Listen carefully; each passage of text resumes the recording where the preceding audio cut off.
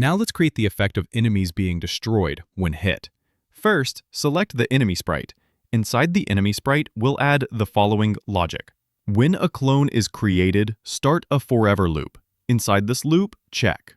If the enemy touches a bullet hole, then the enemy should be destroyed.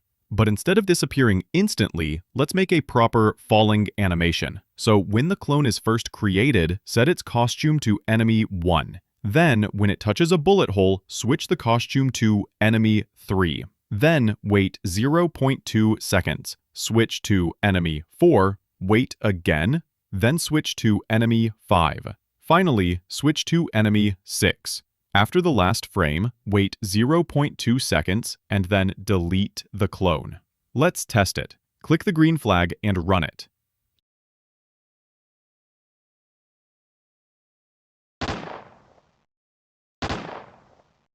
Yes, when the enemy is hit, it now plays the full falling down animation before disappearing. To make it even better, let's add a sound effect.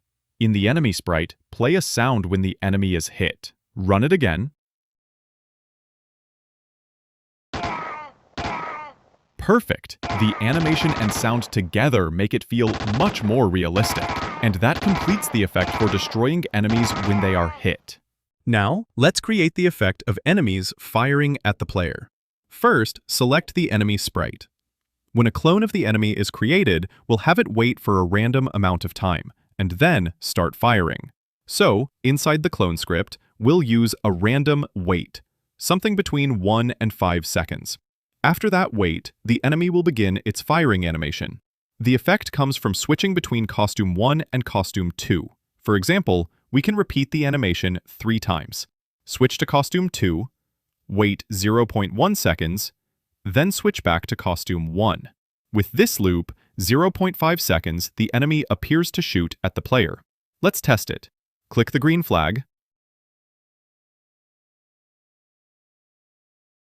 Yes, you can see the enemies are now firing toward us. But we're not done yet. When the enemy fires, we also want to create a hit effect, something that shows the player has been shot. Here's how we do it. Each time the enemy fires, it sends out a broadcast message. Let's call this message hit. Now, switch to the hit effect sprite. When the green flag is clicked, make sure the sprite is hidden. Then, whenever it receives the hit broadcast, it will briefly flash on the screen. For example, show, wait 0.1 seconds, and then hide again. Let's run the program. Now, whenever the enemy fires, the screen flashes, showing that we've been hit. The firing and hit effects together make the game feel much more intense. Next, let's create the effect of losing health whenever the player is hit. In this project, we actually have 2 sprites for the health bar. By combining these 2 images, we create the visual effect of a health bar. Here's the idea. When the health bar sprite shifts to the left, while the background part of the bar stays in place, it looks like the health is decreasing. So first, we set the initial positions of both sprites. Now, for the health bar itself, when it receives the hit broadcast, we'll move the bar to the left. For example, every time we get hit, the X position decreases by -1, or even -3, depending on how fast you want the health to drop. Let's test it. Click the green flag.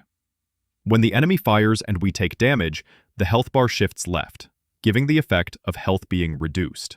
But there's a small issue. Right now, the health bar might appear behind other sprites. To fix this, we simply set the health bar to be on the top layer. Let's try again. Click the green flag. Now, the health bar is on top, and as it moves left, the empty space shows the lost health. Great! Now we have a working health bar system that decreases whenever the player is hit. Now, let's make the game over effect. First, select the game over sprite. It's just an image that will appear when the player runs out of health.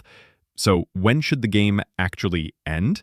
It should happen when the health bar moves completely off the screen. Here's the logic.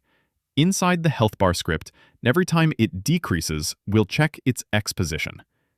If the X position is less than a certain value, for example, -300, that means the bar has run out. At that point, we'll broadcast a new message called Game Over. This message tells all sprites that the game has ended.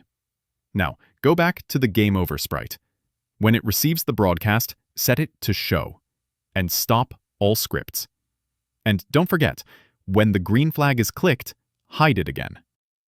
Let's run it.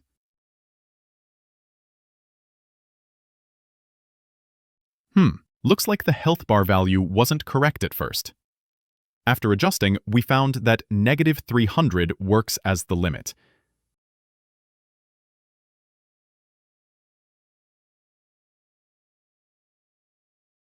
Now, when the bar moves past -300, the Game Over image appears, and the game stops. Perfect. Our Game Over effect is complete.